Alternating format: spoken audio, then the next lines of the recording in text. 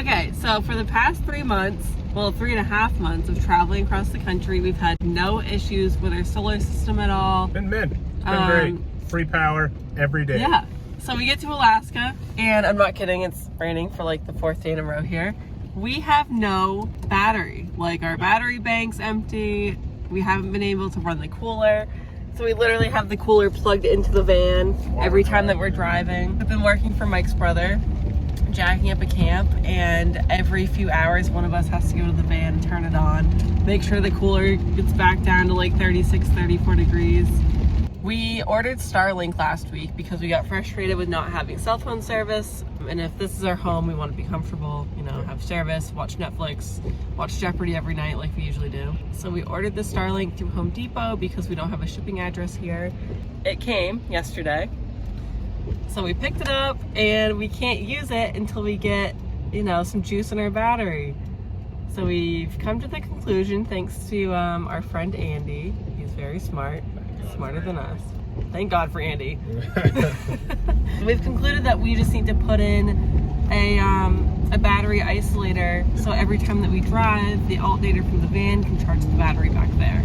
The purpose of the isolator is it'll charge the battery back there that's not being used by the vehicle. But then when you're using that one, it'll drain that one all the way down. Well, not all the way down, but it'll drain it down, but not drain your car battery. But in the big city of Juneau, Alaska, you can't easily find what, you know, like common parts like inline fuses and stuff. So or anything. We just spent like 5 hours driving around. We finally found we found 6-aught wire. We literally found the last battery isolator on the island. On this entire island. And if we ordered it on Amazon, it was only like, what, $35, but it would take 2 weeks to get here. So we just paid $80. $89.99 for a battery isolator, which is like whatever. We're gonna power back. We can, you know, have our refrigerator running. Yeah. We had to go to like a marine place for that. We went to Home Depot to get 6-gauge wire. We've gone, what was the other place? We've gone to Napa once. Napa had everything we needed. And Napa was the last store that we went to, of course. Yeah. So we've been running around, like O'Reilly's we've been to twice. And I'll also say, Juneau, Alaska has the worst customer service that I've ever seen anywhere. Across the country so far. They just don't care. They're like, you know what? We're an island. There's only so many people. I can be an asshole. Well, you can't fire me. Cares. But anyway, I'm going to go get a coffee now. I'm so tired. It's only 1:40. Carmen's tired. I'm tired. I'm tired. I'm still battling a sinus infection. I'm going to go take a nap and wait for it to stop raining so then we can run wire. Yep. So we're going to keep you guys updated when we hook it all up and add another piece of equipment that we don't really have room for, but it's fine. Yeah. It's fine. It's fine. All right. Mike is going to drill in the firewall. We're going to run the wires from the car battery.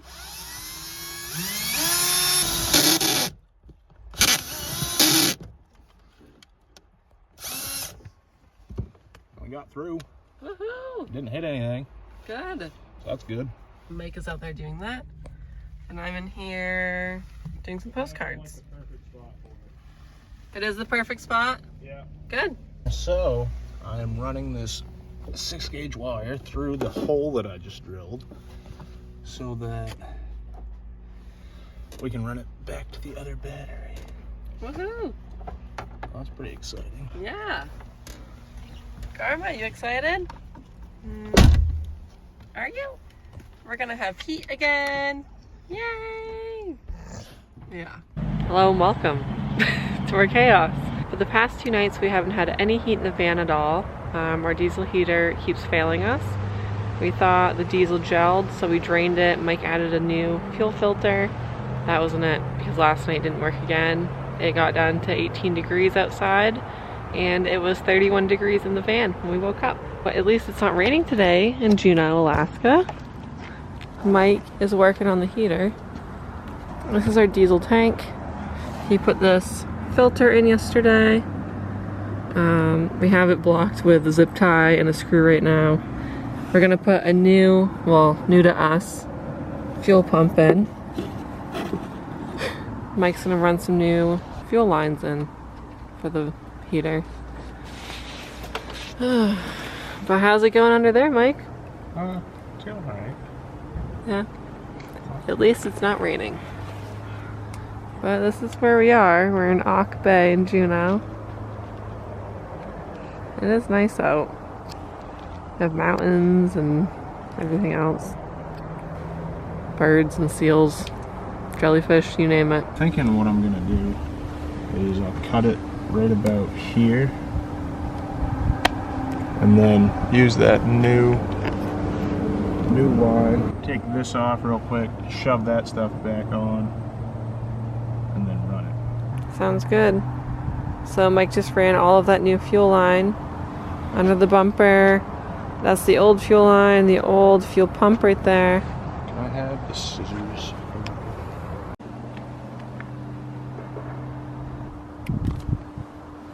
The most fancy tool you can buy.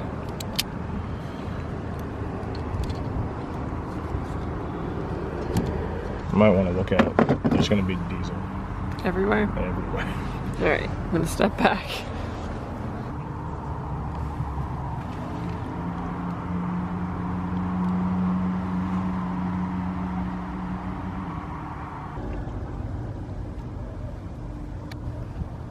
There's a little bit of an air bubble, but I think once we prime it, it'll come out. So I just trimmed this smaller diameter fuel line so on it has more of a straight shot and doesn't bend quite as much. Put it inside this larger fuel line. Now all I have to do is tighten down this hose clamp to prevent that from leaking at all. Cut this zip tie that's kinking this fuel line to prevent flow. And then after that, it should be okay to test so we can prime it and see where we get from there. Hopefully it works. I hope it works. I really hope it works. It was cold last night. Yeah, we woke up and it was 31 degrees in the van. All of the windows were all iced over. So usually all of these windows, there's condensation that's liquid. But it's been ice lately, so Solid. yeah, solid water, which is not fun. Yeah. And we're doing this all in a parking lot. We got diesel fuel in that cut. Oh yeah, Mike cut his finger on his fastback that he said was like the best tool ever. It is. It's very sharp.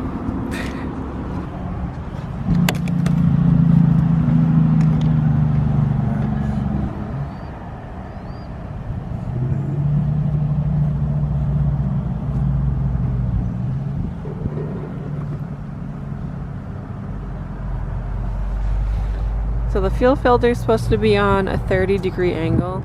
Does that look like a 30? Yeah. Sure. I don't know. Looks good to me. And then I'll zip tie it down here. I just saw the dirt go in your mouth. It's all over your face. There's that. Fuel pump's plugged in, hooked up both sides, hooked up to the heater, all clamped in with little tiny fuel line clamps. We should be ready for priming. My turn to put in some work. I'm gonna prime it. Here we go. This is the diesel heater remote, 11 degrees internal. So you press these two buttons to prime it, and you have to press this left one. Can't really see it. And then you can hear the fuel pump going. It is priming? It is. So that clicking sound is the fuel pump. Is the fuel going down? Nice! Alright, we just watched some fuel go down, so it is priming correctly. There's a little air bubble in the filter, but that shouldn't be an issue. The good thing about this new clear fuel line, so the problem with the old stuff was that diesel can have algae in it when it's exposed to extreme heat and sunlight, which it was all summer. So all the fuel line was like an orange tint. You couldn't really see the fuel flowing through, but this new stuff, I can see it. Here, if you give me the camera, you'll be able to see this bubble. Now it's almost to the pump. And through the pump. It's happening pretty quickly. And it's almost up into the heater now. Yay! So I think that was Yeah. it's still not. It doesn't quite like that uphill. Like there's still some air bubbles in there. But Well, just keep priming. yeah. Here is Karma, the support dog, just sunbathing. It's currently 35 degrees and completely sunny in Juneau, Alaska. Woohoo! Alright, so there's a lot less air bubbles now. I mean, there's still some air bubbles, they're just not as large. Okay. So that's good. So that was one prime cycle. Yep. Should we do another one, or do you think it's okay? We can try firing it. Okay.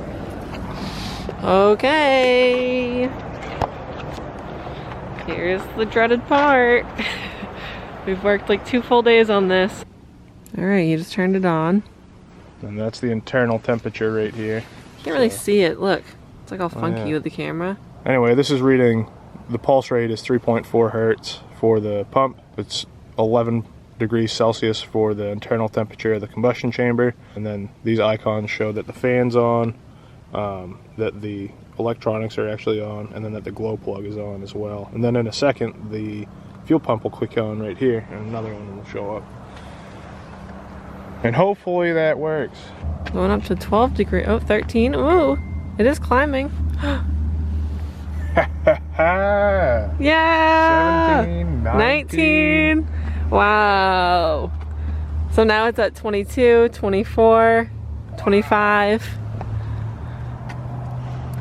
Working. Yeah! Oh man, what a relief. Oh my god. The fuel pump's not even on yet.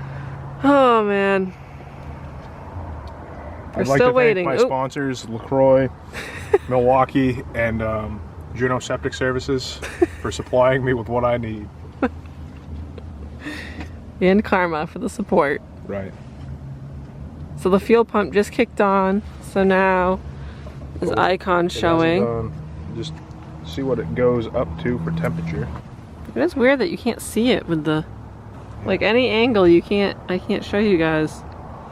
So it's at 41 degrees internal now. 42. Oh, you can hear it kicking on. It's trying. Is that it trying to kick on? That 44 degrees. It usually gets up to around like 120, 130 degrees Celsius internal. I think it's gonna go. So this is the diesel heater exhaust. It's run right next to the van's exhaust.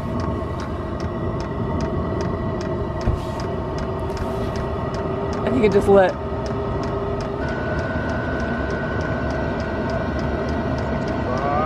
Oh!